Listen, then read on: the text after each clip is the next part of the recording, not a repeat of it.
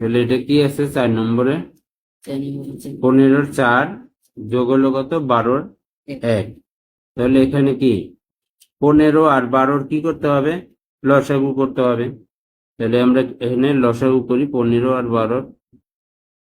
ঠিক আছে, তাহলে এটার কত দিয়ে দেওয়া যায়? সাধারণ গুণিতক কত এটার? 3 আছে, আর কি আছে?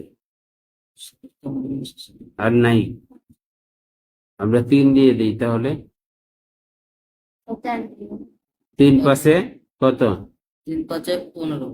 15, আর এদিকে 3 4-এ 12, তাই না? আর কোন সাধারণ গুণিতক নাই।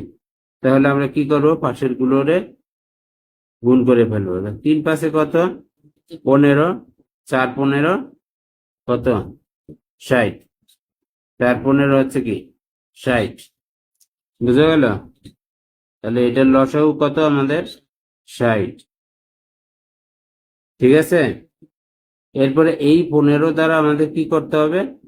এই লসাগু যে 60 পাইছি আমরা, এই 60-কে ভাগ করে দিতে হবে। তাহলে 15 দ্বারা এই 60-কে ভাগ করে দিই। 4 15 কত?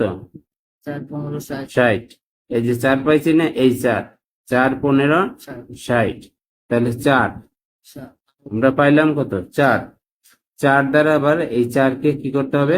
গুণ করতে হবে। 4 4-এ 16, 4 4-এ 16 যোগ হবে। এরপরে 12 দিয়ে এই 60-কে ভাগ করতে হবে। 12 দিয়ে এই 60-কে কি করতে হবে? ভাগ করতে হবে। তাইলে কত হবে? 5 12 60, 5 12 60, এই যে 5 5 12 60, অর্থাৎ 12 দিয়ে এই 60-কে ভাগ করলে কত? 5। তাহলে 5 একে 5, এই 1 দিয়ে আবার গুণ করতে হবে। তাহলে এখন কি করব আমরা? 16 আর এদিকে কত? 5, তাহলে কত হয়?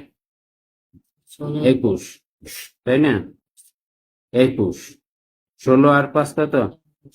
21, নিচে কত? 60, তাই না? এখন 21 এবং আছে কি 60। এখন কত দিয়ে আবার কাটা যায়?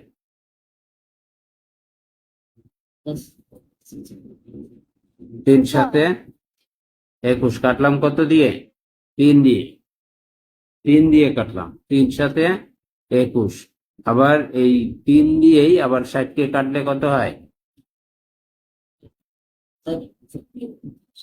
20, 3 20-এ 60, তাই না? তাহলে উপরে আছে কত? 7, নিচে আছে 20। এটা হচ্ছে আমাদের কি উত্তর। ঠিক আছে, এটা হচ্ছে আমাদের উত্তর।